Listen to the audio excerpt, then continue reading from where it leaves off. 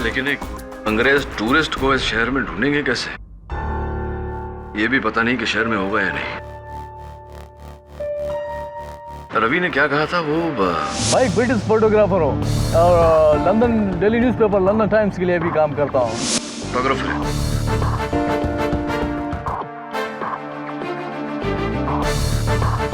अभी तक तो छप गई होगी वो तस्वीरें।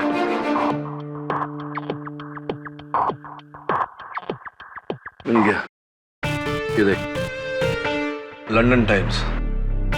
फोटोग्राफर का नाम जावेद स्मिथ।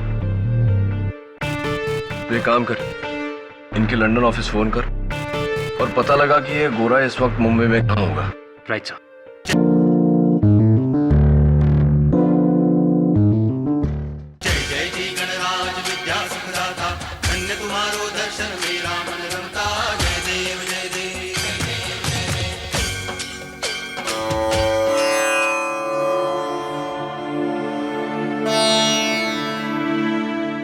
पापा, 1.5 दिन पहले आप इस घर में विराजमान हुए थे। आज आपके विसर्जन का समय है, लेकिन मैं आपको जाने नहीं दूंगी। विघ्न करता हो ना आप, मुश्किलों को दूर करने वाले। आज मेरे जीवन की सबसे बड़ी मुश्किल मेरे सामने खड़ी है। कसम है मुझे मेरे बच्चों की, जब तक मेरे जीवन से ये मुश्किल आप दूर नहीं कर देते, मैं आपका विसर्जन नहीं करूंगी। नहीं जाने दूंगी इस घर से, नहीं जाने दूंगी।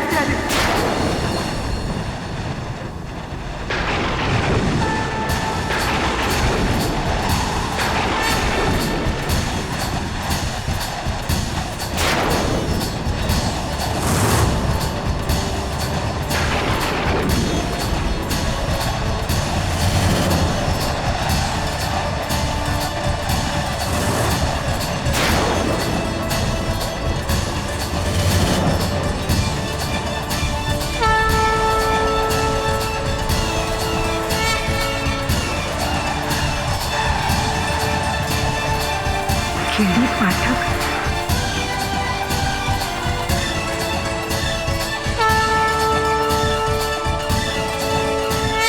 मिसेस बिली मोरिया, ईद और गणेश चतुर्थी एक साथ आई, मतलब मुंह डबल मीठा।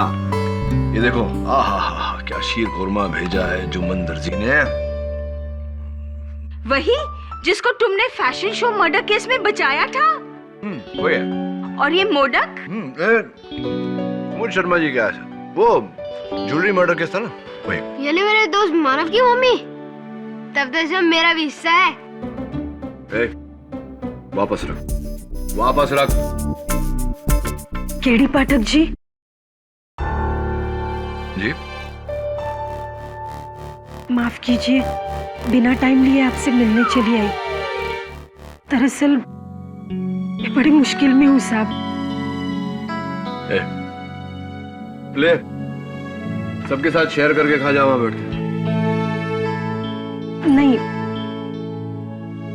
जब तक मेरे पति घर नहीं आ जाते मैं इन्हें प्रसाद खाने नहीं दूंगी। मिसेस बिली मोरिया, आओ बच्चों, बैठो। बैठिए। बताइए, कौन है आपके पति?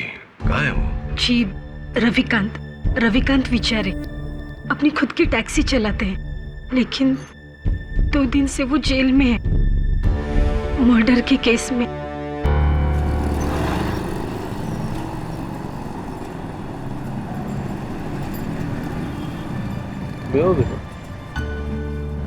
Nice. Sir, you come Mumbai सही टाइम पे। Now it's गणेश उत्सव, हमारा सबसे प्यारा भगवान। भाई हाँ, इसलिए ही आया हूँ, गणेश उत्सव पंडाल का फोटोज खींचने। अरे you know हिंदी? या भाई ब्रिटिश फोटोग्राफर हूँ और London daily newspaper London times के लिए भी काम करता हूँ। मैं हर साल आता हूँ। क्या बात है साहब, मतलब आप इतनी दूर से?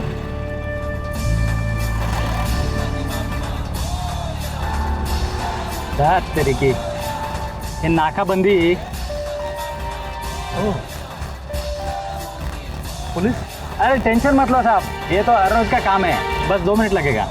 नो इधर से ही चला जाता हूँ। ओके, ये लो, लेकिन साहब कीप द चेंज।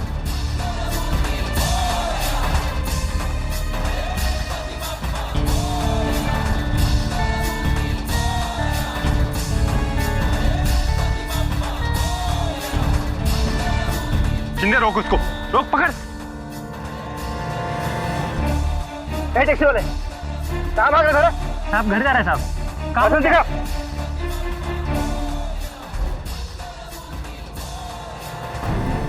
रविकांत कहाँ भाग रहा था? साहब घर जा रहे हैं साहब। डिक्की खोल। डिक्की का ताला खराब है साहब, नहीं खुलता है। डिक्की खोल बोला ना। ठीक है साहब। चल खोल।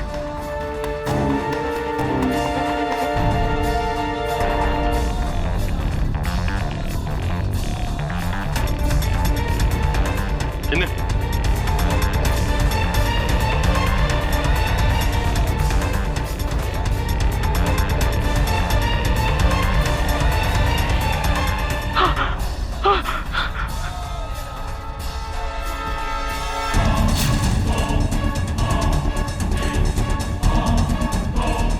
ये कौन है?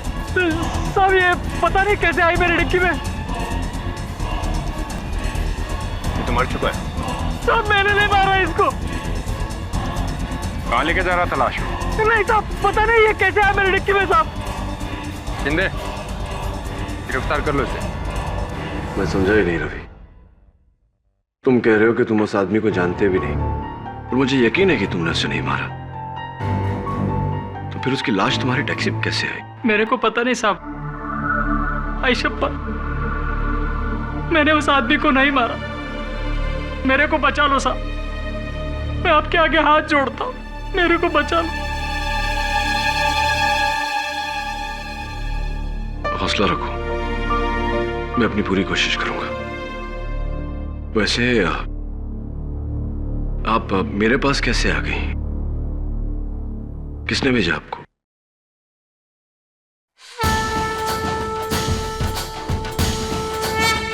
इन्होंने।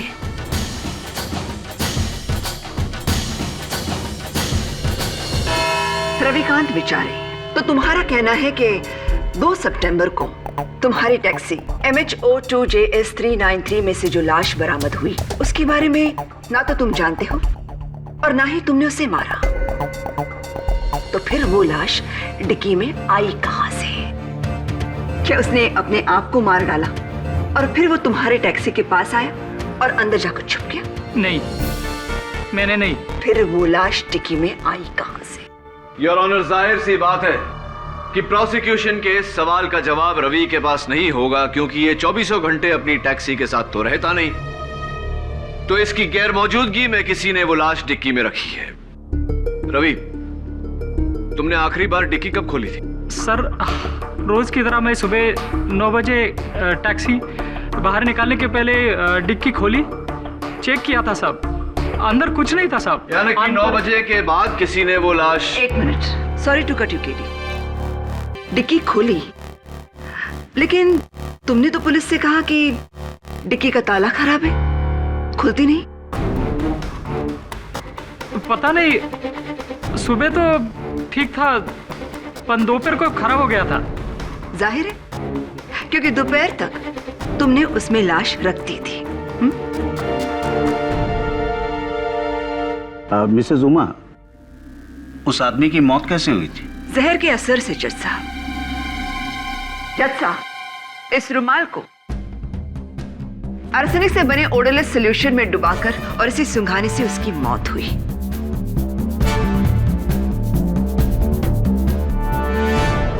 इस शीशी में वो जहर है। पुलिस को ये शीशी उस टैक्सी के ड्राइवर सीट के नीचे मिली, यानी कि कत्ल का हथियार। साहब, देवा शपथ, मुझे नहीं पता ये शीशी मेरे सीट के नीचे कैसे आई। एंड योर ऑनर, इस शीशी और रुमाल दोनों पर रवि की उंगलियों के निशान मौजूद नहीं है। जाहिर है, शीशी पर से उंगलियों के निशान मिटा दिए गए हैं और कपड़े पर निशान आते नहीं। इतना तो तुम्हें पता होना चाहिए केडी पाठक,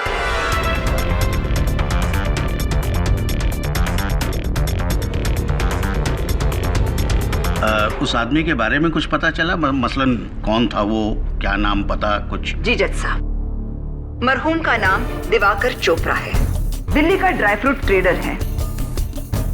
ये पर्स उसके पैंट की जेब में मिला, लेकिन इसमें से पैसे गायब हैं। कितने पैसे थे इसमें? मैडम मुझे नहीं पता। क्या कह रहे हो? सोने की चेन और घड़ी तो तुमने चुरा ली और पैसे छोड़ दिए।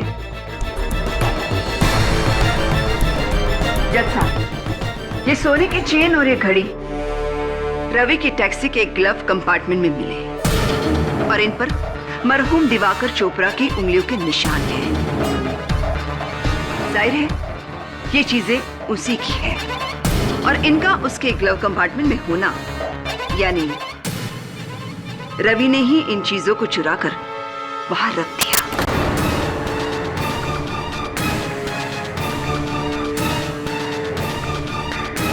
कत्ल से पहले या कत्ल के बाद? माँ बाप मेरे को नहीं पता। ये चैन, ये घड़ी। तुम्हें पता क्या है रवि? हाँ, इतना तो पता है ना कि तुम्हें अदालत किस लिए लाया गया है, या नहीं पता? नहीं पता है तो मैं तुम्हें बता देती हूँ। तुम्हें लालच आ गया और तुमने अपने निहत्थे पैसेंजर को मारकर उसे लूटा और उसकी लाश तुम ठिकाने लगाने ही जा रहे थे। I object, Your Honor।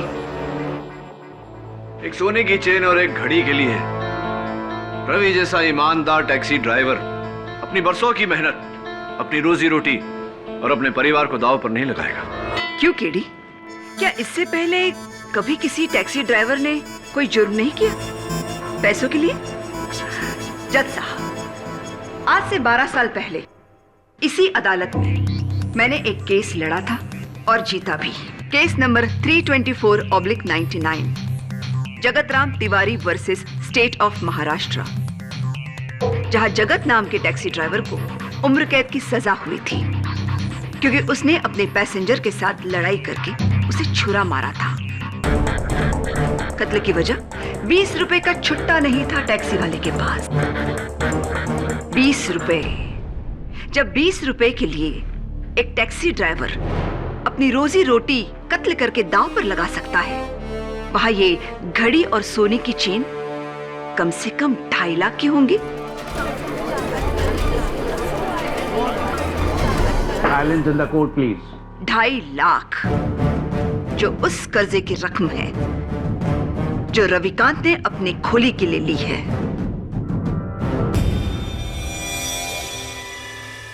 1, नाकाबंदी से भागना। 2, टैक्सी से लाश का मिलना। 3, टैक्सी से कत्ल का औजार मिलना। 4, चोरी की घड़ी और सोने की चेन। 5, कर्जे की रकम। इन 5 उंगलियों को मिलाकर बनती है मेरे 23 साल के प्रोसिक्यूशन की मुट्ठी, जो केडी पाठक जैसे होनहार लेकिन जूनियर लॉयर भी नहीं बन सकते, लेकिन जूनियर लॉयर भी नहीं बन सकते।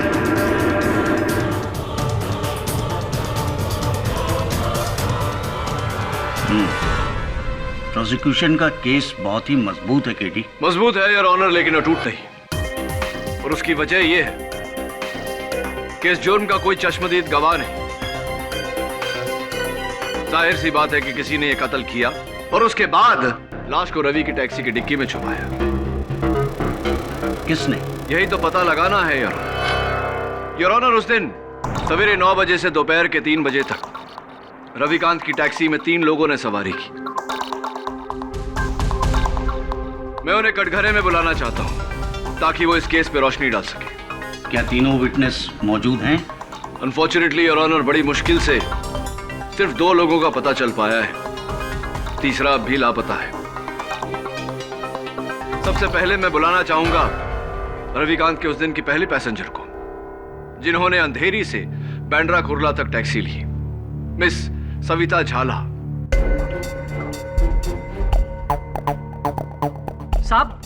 यही लड़की थी साहब। उस दिन मैं टैक्सी को साइड में पार्क करके होटल में चाय पीने गया था। 10 बजे का टाइम था साहब। बाहर आके देखा तो मैडम टैक्सी के पास खड़ी थी, बहुत घबराई हुई थी साहब। वो टैक्सी में बैठी और फिर सांता क्रूज में उसका दोस्त भी टैक्सी में आके बैठ गया। फिर दोनों के बीच पता नहीं अंग्रेजी में कुछ बड़ा बहस हुआ साहब। फिर बांद्रा कुर्ला कॉम्प्लेक्स पे मैडम गुस्से से उतर गई साहब टैक्सी से। उसका दोस्त भी उसके बाद उतरा। हाँ तो मिस झाला, मैं आपसे जानना चाहूंगा कि आपको याद है वो उस टैक्सी की डिक्की खुली हुई थी उस समय? कौन सी टैक्सी, कैसी डिक्की? और मैं इसकी टैक्सी में कब बैठी?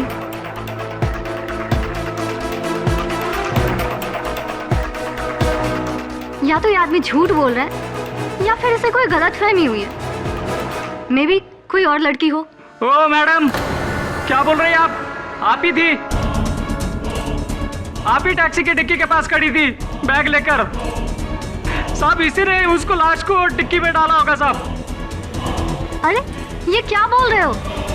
ना मैंने तुम्हें कभी देखा है और ना ही तुम्हारी टैक्सी को। मिस झाला, क्या आप जानना चाहेंगे कि हमने आपके बारे में पता कैसे लगाया? रवि के बयान के मुताबिक उसने अंधेरी के रत्नाकर कॉलोनी से सवारी ली और बांद्रा कुर्ला के मैक्स इंडिया बैंक बिल्डिंग के सामने सवारी को उतार दिया। हमने अंदाजा लगाया कि शायद वो सवारी मैक्स इंडिया बैंक में काम करती होंगी, तो वहां के कर्मचारियों से बात करने के बाद हमें पता चला कि उनकी एक ही मुलाजिम अंधेरे की रत्नाकर कॉलोनी में रहती हैं, जिनका नाम मिस सविता झाला है, यानी कि आप। तो उससे क्या साबित होता है? और वैसे भी उस दिन मैं ऑफिस टैक्सी से नहीं बस से गई थी। बस से? जी हाँ। अजीब, ये कैसे हो गया? क्योंकि मिस झाला, मैक्स इंडिया बैंक बिल्डिंग के गेट से घुसते हुए गाड़ी का नंबर सिक्योरिटी गार्ड में लिखा था, ये देखिए MHO2JS 393, जो किसी बस का नहीं रविकांत की टैक्सी का नंबर है। और हम सिक्योरिटी गार्ड ने पुलिस को बयान भी दिया है कि उसने आपको इनकी टैक्सी से उतरते हुए देखा, एक बैग समेत। और आपके पीछे पीछे आपके कोई पुरुष मित्र भी उतरे थे बैग समेत। वैसे कौन थे वो मित्र आपके? क्या क्या संबंध है आप दोनों के भी? चलिए छोड़िए, जाने दीजिए, अदालत को इन बातों से क्या मतलब। ये बताइए कि वो जो बैग्स आप दोनों के पास थी, क्या था उनमें?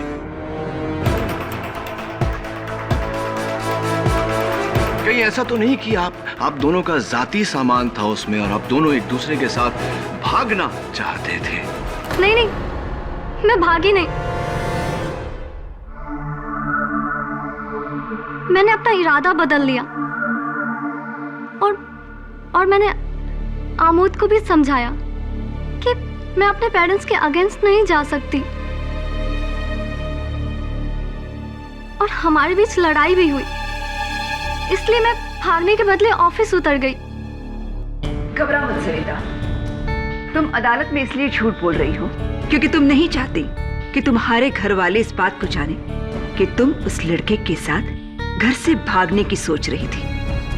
ये भी हो सकता है कि तुम अदालत में इसलिए झूठ बोल रही हो क्योंकि तुम ऐसी टैक्सी में बैठी थी जिसकी डिक्की में लाश पड़ी हुई थी, जिस लाश को शायद आप ही ने। नहीं, मुझे नहीं पता कि उस टैक्सी में लाश है और ना ही आमोद को। तो फिर एक बात बताइए मिस झाला, आप और आपके जो मित्र हैं मिस्टर अमोद, ये जो भारी भारी बैग्स आपके साथ थे, टैक्सी की डिक्की में रखने के बजाय, जैसे कि आमतौर पे सब करते हैं, आपने बैग्स अपने साथ टैक्सी के अंदर रखे। क्यों, कोई खास वजह?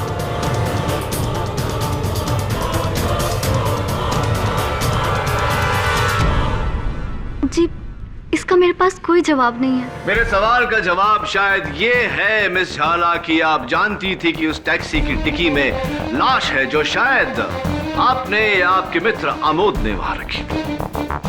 योर ऑनर, अंधेरे ईस्ट की रत्नाकर कॉलोनी जहां से सविता बैठी और सांताक्रूज स्टेशन जहां अमोद बैठे, दोनों ही बहुत बिजी एरियाज है। जरा सोचिए, क्या ये पॉसिबल है एक भारी सी लाश ढोकर कोई डिक्की में रखे और किसी को पता भी ना चले? मैं प्रोसिक्यूशन की बात से सहमत हूँ। मिस सविता की घबराहट उनकी जाती कारणों से होगी। लाश अगर टैक्सी में आई होगी तो इस सवारी के बाद। तुम्हारे पास कोई और गवाह है KD? Yes your honour, Ravikant की अगली सवारी जो टैक्सी में अपना सेलफोन भूल गए थे, जिसके जरिए हमने उनको ट्रेस किया, मिस्टर अभिज्ञान रोहरा। मुझे मालूम था मुझे। तेरी तो टैक्सी का नंबर देखते ही मुझे डाउट हो गया था कि साली पनौती है मेरे लिए। पूरा दिन खराब हो गया तेरे चक्कर में, ऊपर से तूने मेरा मोबाइल भी चुरा लिया। और अब यहाँ खड़ा हूं मैं कटघरे में तेरी वजह से। मिस्टर रोहरा, आपके इस रिकैप के लिए मैं आपका शुक्रिया अदा करता हूं। Thank you. चलिए अब ये बताइए कि आपने रविकांत की टैक्सी कब पकड़ी, कहां से कहां तक? क्या कब और कहां तक के लिए वकील साहब? 12 साढ़े 12 बजे का टाइम था। मैंने इसकी टैक्सी बैंड्रा रेक्लेमेशन से पकड़ी और इससे कहा कि मुझे वाशी जाना है, नवी मुंबई। क्यों वाशी? क्यों मतलब क्या वकील साहब? अरे भाई मेरी फैक्ट्री है वहां पर। तो फिर आप तकरीबन 1 बजे बीच रास्ते में यानी कि सायन में उतर गए। क्यों उतर गए? उतरा नहीं वकील साहब, सायन पर ही इसकी खटारा टैक्सी का टायर पंचर हो गया। अब मैं क्या इसके पंचर चिपकाने का इंतजार करता? मैंने तो इसे आधे पैसे दिए और इससे जान छुड़ा ली। मिस्टर रोहरा, पूरी ड्राइव में आपको टैक्सी की डिक्की में से कोई आवाज सुनाई दी? हाँ, आवाज तो आई।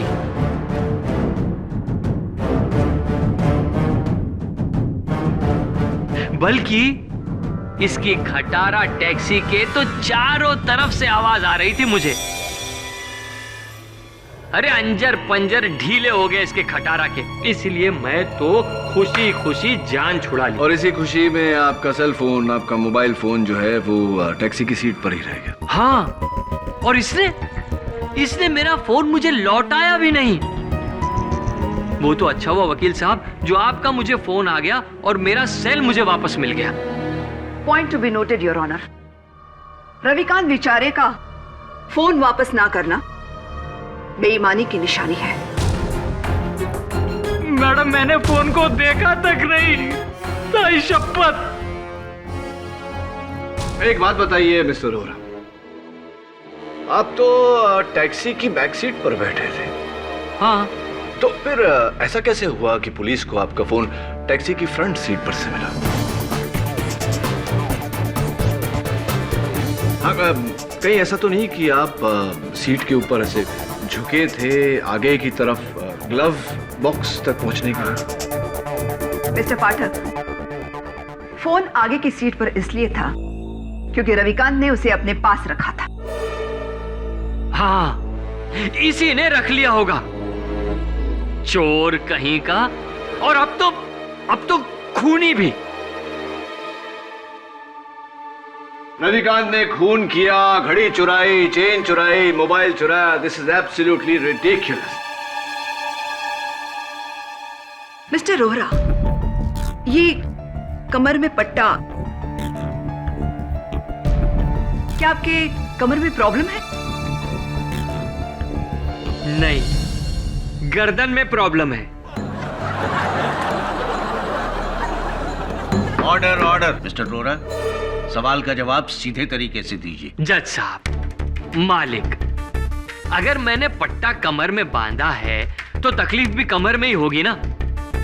नहीं, अगर आपको थोड़ा भी डाउट है तो आप मेरी मेडिकल रिपोर्ट चेक कर सकते हैं। देख चुके हैं। फिर? और उनमें यही लिखा है कि मिस्टर रोहरा ना तो झुक सकते हैं और ना ही भारी बोझ उठा सकते हैं। फिर मिस्टर रोहरा, आपने दिवाकर चोपड़ा की 80 किलो की भारी लाश उठाई कैसे? ये क्या कह रही हैं आप? ये तो मुझसे नामुमकिन है। एग्जैक्टली। जज साहब, मिस्टर रोहरा का डिक्की में लाश रखना नामुमकिन है। लाश तो सुबह से ही डिक्की में मौजूद थी।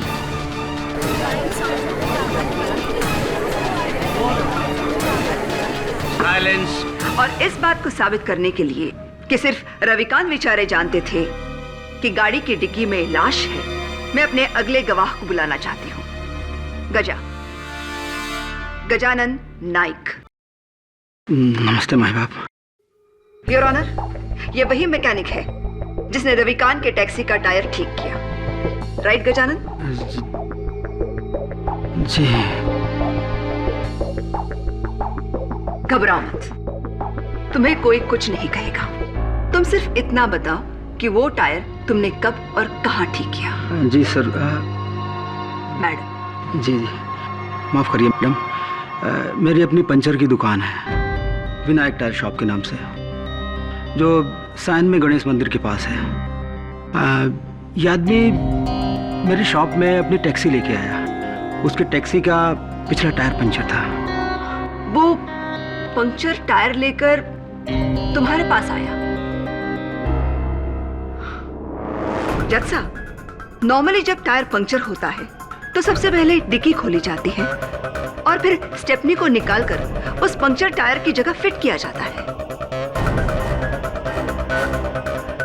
तुमने ऐसा क्यों नहीं किया रविकांत? मुझे लगा बस 2 मिनट पे पंक्चर वाला है, तो इसके लिए मैं मगजमारी क्यों करूं? या फिर इसलिए क्योंकि तुम डिक्की नहीं खोलना चाहते थे? तुम जानते थे कि टैक्सी की डिक्की में लाश है।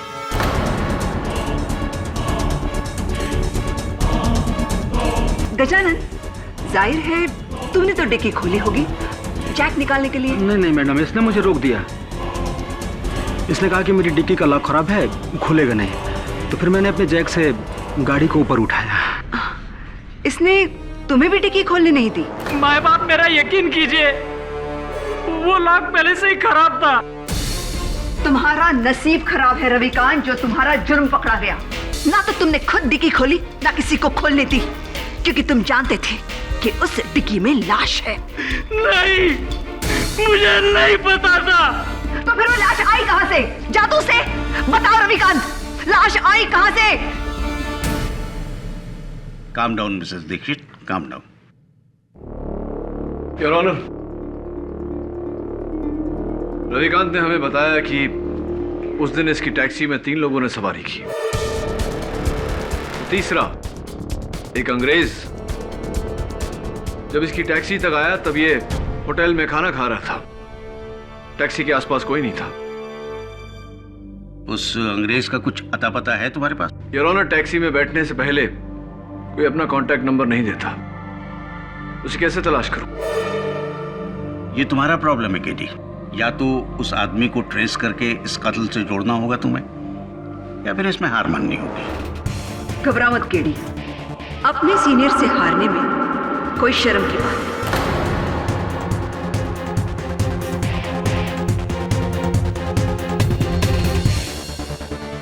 योर ऑनर, लाश की तहकीकात के बाद पुलिस को एक नया एविडेंस मिला है। उस आदमी का नाम दिवाकर चोपड़ा नहीं बल्कि मनु नागपाल है।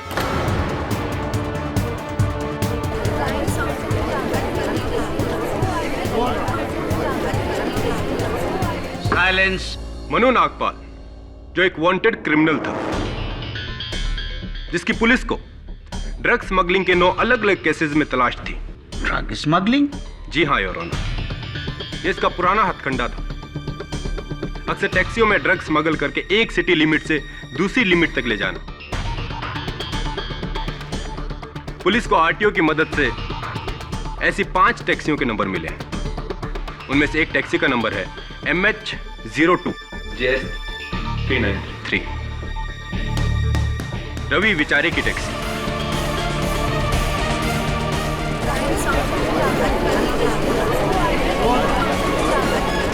साइलेंस। ओह माय गॉड, ये तो नया कनेक्शन है। अब समझ में आ गया। वो बॉस, तुम मुलाजिम। जरूर कमीशन को लेकर झड़प हुई होगी। नहीं साहब, मैडम, ये टैक्सी मैंने 2 महीने पहले किसी दूसरे से खरीदी थी। अब तो तुम दोनों तरफ से फंस गए हो रविकांत। एक तरफ मर्डर तो दूसरी तरफ ड्रग्स स्मगलिंग। योर ऑनर, इस नए एविडेंस ने इस केस पर नई रोशनी डाली है। एक ड्रग स्मगलर के हजारों दुश्मन हो सकते हैं, कोई भी मार सकता था मनु नागपाल को। मैं चाहता हूं कि इस केस की छानबीन करने के लिए मुझे थोड़ा और समय दिया जाए। हो सकता है कि इस दौरान मैं उस अंग्रेज को भी ढूंढ निकालूं। ठीक है, यह अदालत अगली सुनवाई तक मुलतवी की जाती है। The court is adjourned for the day.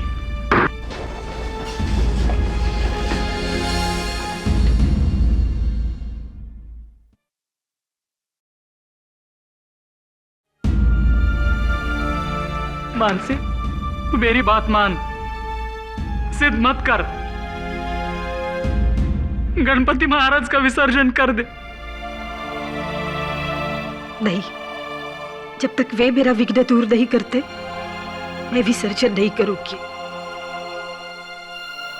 अब ये मेरे भगवान की परीक्षा है।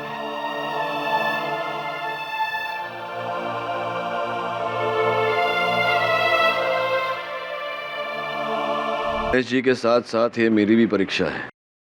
वरुण, अगर मैं ये केस हार गया तो मानसी का भगवान पे से विश्वास उठ जाएगा। केडी सर, जितना मैंने इस केस को स्टडी किया, मेरा पूरा डाउट उस अंग्रेज पर है। वो पुलिस को देखकर ऐसे भागा था जैसे गाय के सर से सींग। आई एम वेरी श्योर उसी ने उस लाश को टैक्सी में डाला होगा। हाँ, लेकिन एक अंग्रेज टूरिस्ट को इस शहर में ढूंढेंगे कैसे? ये भी पता नहीं कि शहर में होगा या नहीं। रवि ने क्या कहा था वो? मैं एक ब्रिटिश फोटोग्राफर हूँ और London daily newspaper London times के लिए भी काम करता हूँ। फोटोग्राफर?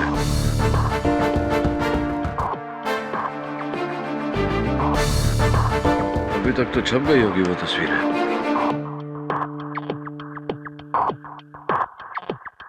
मिल गया, ये देख, लंदन टाइम्स। फोटोग्राफर का नाम Javed Smith.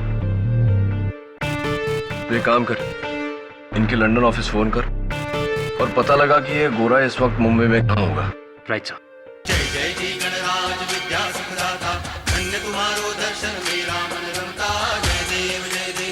Your honour, mister Javed Smith एक ब्रिटिश फोटोग्राफर है और इस केस की आखिरी घड़ी रविकांत के टैक्सी की उस दिन की आखिरी सवारी। तो मिस्टर स्मिथ, और जो हिंदी बोल लेते हैं आप? No, I don't know Hindi at all. फिर तो योर ऑनर इन्हें फांसी का फरमान इंग्लिश में ट्रांसलेट करके सुनाना पड़ेगा। फांसी? मैंने कुछ नहीं किया।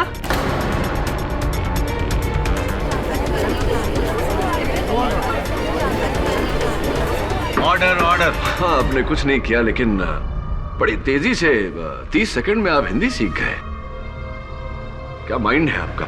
अब जरा इस माइंड को रिवाइंड करिए और बताइए कि उस दिन रविकांत की टैक्सी से पुलिस को देखकर, नाकाबंदी को देखकर आप घबरा कर उतर गए थे। क्या कारण था उसका? नहीं, मुझे लेट हो रहा था तो मैं वहां से पैदल गया। आपका ये बैकपैक पुलिस ने आपके होटल रूम से बरामद किया तो उसके पॉकेट से कुछ बू आ रही थी और लैब टेस्टिंग से पता चला है योर ऑनर की वो बदबू चरस की थी। इसके बारे में आप क्या कहना चाहेंगे? Yes, you are right. मेरे बैग में चरस था।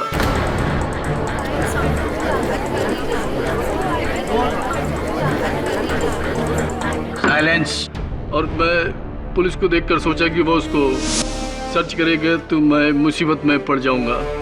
Point to be noted your honour, mister Smith के बैग में से ड्रग्स बरामद हुए।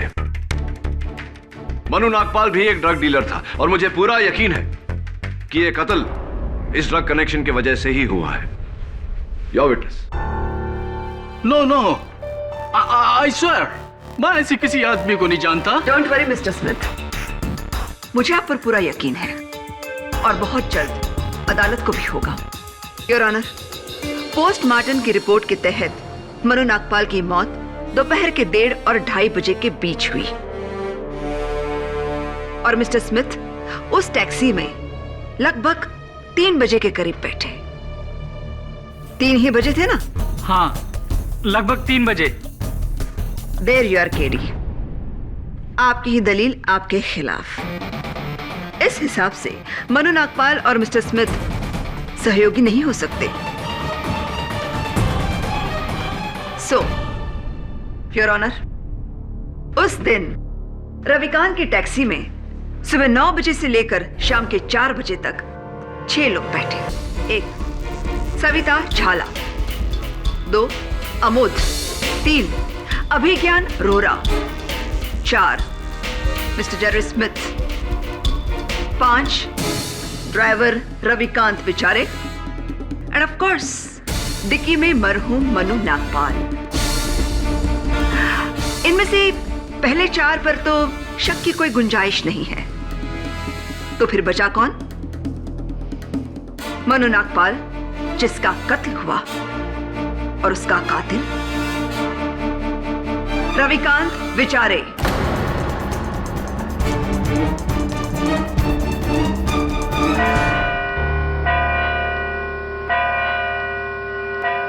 The court is adjourned for the day.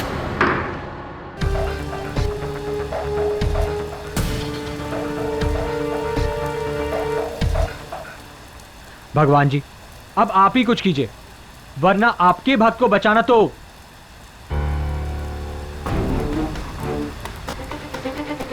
चाबी? इंस्पेक्टर दवे, चाबी। डिक्की की है, बड़ी मुश्किल से खुलती है। चेक करते हैं।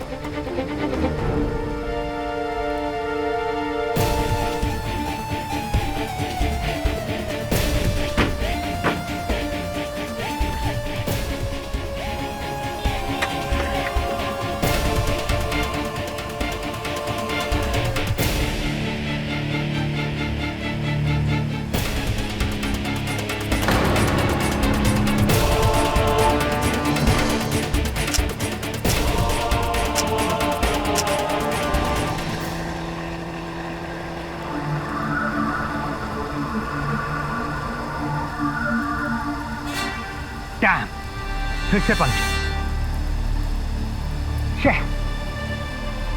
विनायक टायर शॉप,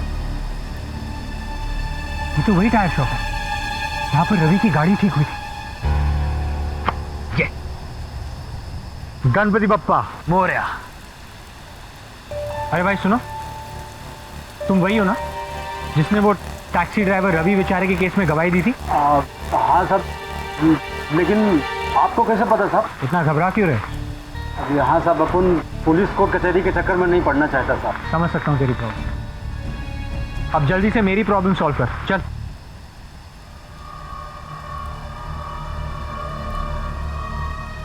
हेलो साहब। तो ये है फसाद की जड़, एक कील। आप तो लगी हो साहब कि आपके टायर से 1 कील मिला साहब। जो रवि है ना टैक्सी वाला, उसके टायर से 4 कीलें मिली साहब। 4 कील? वो भी एकदम नहीं। 4 कील एक साथ, वो भी नहीं। Ganpati Bappa, love you. Your honour, ये कुछ तस्वीरें हैं रविकांत के टैक्सी के डिक्की के अंदर के हिस्से की, जहां लगे हुए खरोचों से साफ जाहिर होता है कि किसी ने डिक्की को अंदर से खोलने की कोशिश की थी इस स्क्रूड्राइवर का इस्तेमाल करके।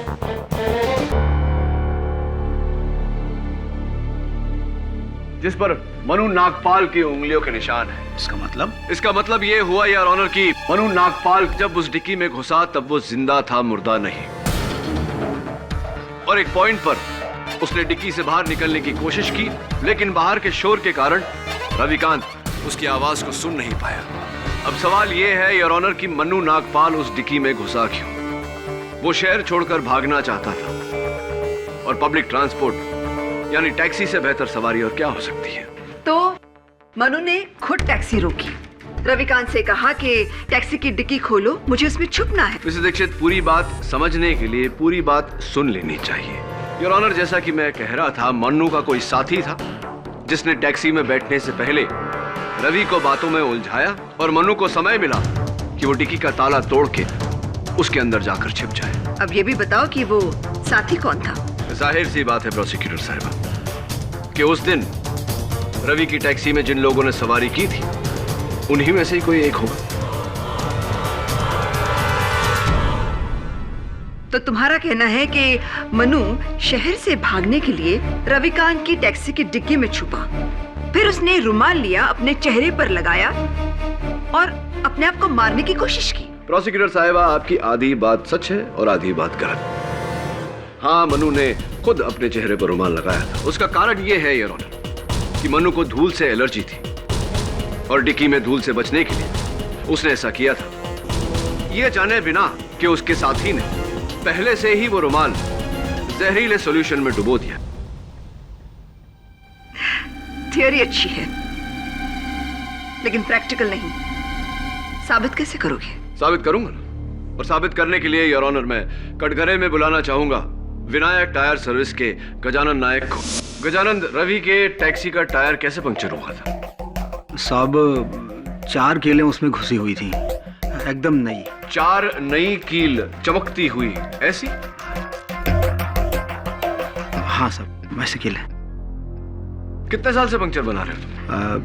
9 साल से साहब। और अपने 9 साल के तजुर्बे में आपने कितनी बार देखा है कि ऐसी 4 नई चमकती हुई कील के कारण टायर पंक्चर हुआ? नहीं साहब, अभी तक तो नहीं। आपने कभी नहीं देखा। उसका कारण यह है योर ऑनर क्योंकि वो 4 कील रास्ते पे पड़ी हुई नहीं थी, रास्ते पर डाली गई थी। किसी ने बड़ी शातिरता से रवि की टैक्सी में बैठने से पहले वो कील टायर के सामने डाली थी। गजानन, कौन से टायर में पंक्चर था? साहब वो ड्राइवर के पीछे का राइट साइड। ड्राइवर के पीछे का राइट साइड।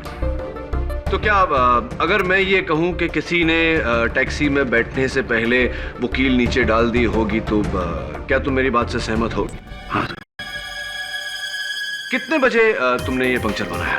करीब 1 बजे का टाइम था साहब। और तुम्हारे 9 साल के तजुर्बे में अगर ऐसी 4 कील के साथ पंक्चर हुआ हो तो पूरा हवा निकलने में यानी कि फुल से फ्लैट होने में कितना समय लगता है? सब कील 4 थे, वो भी छोटे छोटे, तो मेरे हिसाब से आधे से पौन घंटे लगने चाहिए साहब। आधे से पौन घंटा, यानी कि अगर बैक ट्रैक करे योर ऑनर तो 12:15 और 12:15 बजे मिस्टर अभिज्ञान रोहरा रवि की टैक्सी में बैठे थे। मैं उन्हें कटघरे में बुलाना चाहूँ। क्या आपका कहने का मतलब है कि मैंने ही कील फेंक कर टायर पंचर कर दिया? जी हाँ मिस्टर रोहरा, ताकि जब टैक्सी ड्राइवर पंक्चर देखने के लिए उतरे तो आपको समय मिले वो घड़ी और वो चेन ग्लव कंपार्टमेंट में छुपाने का। वकील साहब, मैंने तो खुद वाशी जाने के लिए वो टैक्सी पकड़ी थी। मैं खुद अपनी टैक्सी का टायर पंचर कर दूंगा। वो इसलिए मिस्टर रोहरा ताकि आपको भागने का मौका मिले, अपने मरते हुए साथी की लाश से दूर, और इल्जाम टैक्सी ड्राइवर पर आए। मन्नू नागपाल मेरा दोस्त, ये कैसे कह सकते हैं आप? क्योंकि आप ही थे जिसने वाशी तक वो टैक्सी हायर की थी, और आप जानते थे कि मन्नू को मुंबई में ढूंढा जा रहा है, नवी मुंबई में नहीं।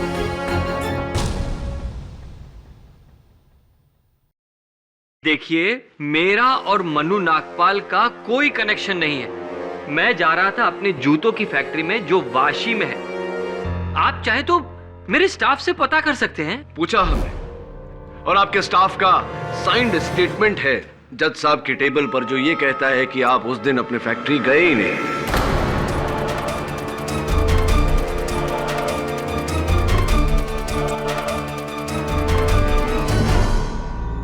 अब नहीं, एक्चुअली जज साहब वो देखिए मिस्टर रोहरा, वो जो कील जिससे पंक्चर हुए थे वो कील जूते बनाने में इस्तेमाल होते हैं।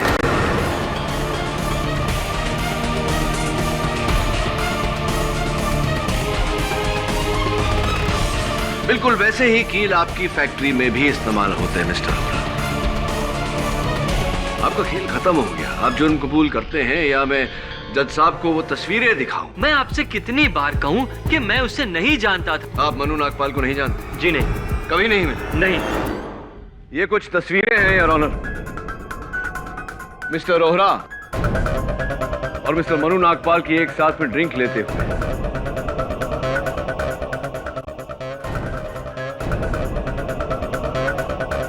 क्या आप कहेंगे मिस्टर रोहरा कि आप मनु नागपाल को नहीं जानते? आपकी उनके साथ दोस्ती नहीं थी, आपने उन्हें नहीं मारा?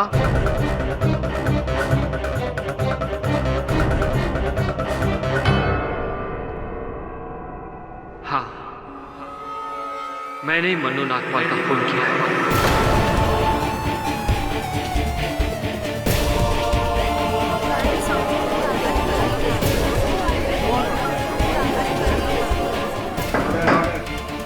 लेकिन मनु नागपाल और रोरा की तस्वीरें कहाँ हैं? माफ करिएगा योर ऑनर, मुझे ये छोटा सा झूठ तो रोहरा के बयान के लिए इकबाल जुर्म के लिए बोलना पड़ा। बताइए अदालत को कि आपने मनु नागपाल को क्यों मारा? मन्नू नागपाल एक ड्रग स्मगलर था और मैं उसके इस धंधे में उसके बराबरी का पार्टनर। मेरे मन में लालच जागा। मैंने चाहा कि मैं वो पूरा का पूरा बिजनेस अकेला हथिया लूं। मैंने मन्नू नागपाल को मारने का फैसला किया। मैंने एक प्लान बनाया। जिस गाड़ी से हम लोग जाने वाले थे उस गाड़ी को मैंने खराब कर दिया और मैंने उससे कहा कि टैक्सी से चलते।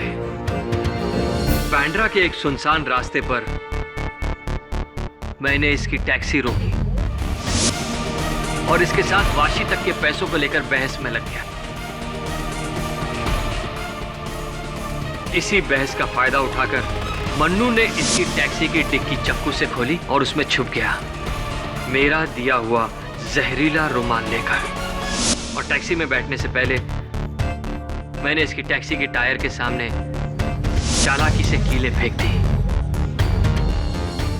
मुझे पता था कि थोड़ी ही देर के बाद रुमाल का जहर असर करके मन्नू नागपाल को मार डालेगा और तकरीबन उतनी ही देर में टैक्सी का टायर भी पंचर हो जाएगा। और जैसे ही टैक्सी का टायर पंचर हुआ मैंने इसे टायर चेक करने के लिए बाहर भेजा। मौका पाते ही मैंने मन्नू नागपाल की गोल्ड चेन और वॉलेट इसकी टैक्सी के ग्लव कंपार्टमेंट में डाल दी और जहर की शीशी। मगर अफसोस, ये सब करते समय मेरा मोबाइल इसकी टैक्सी में गिर गया।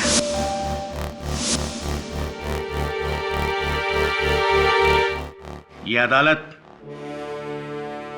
अभिज्ञान रोहरा को मनु नागपाल के कत्ल के जुर्म में दोषी पाते हुए हिरासत में लेने का हुक्म देती है और रविकांत बेचारे को बाइज्जत बरी करती है।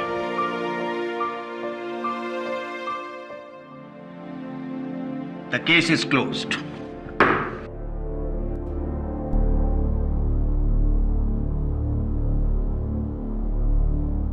Congratulations kid.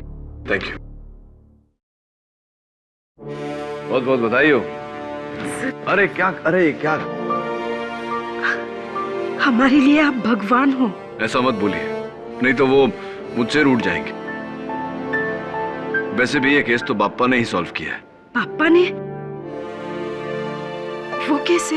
हाँ, आप देखिए ना, मेरे असिस्टेंट की बाइक बिल्कुल गणेश मंदिर के सामने खराब हुई और सबसे अहम गवाह इस केस के गजानंद विनायक टायर सर्विस वाले, ये गणेश जी के दूसरे नाम ही है। आपकी प्रार्थना सफल हो गई, इसीलिए तो उन्हें विघ्नहर्ता कहते हैं।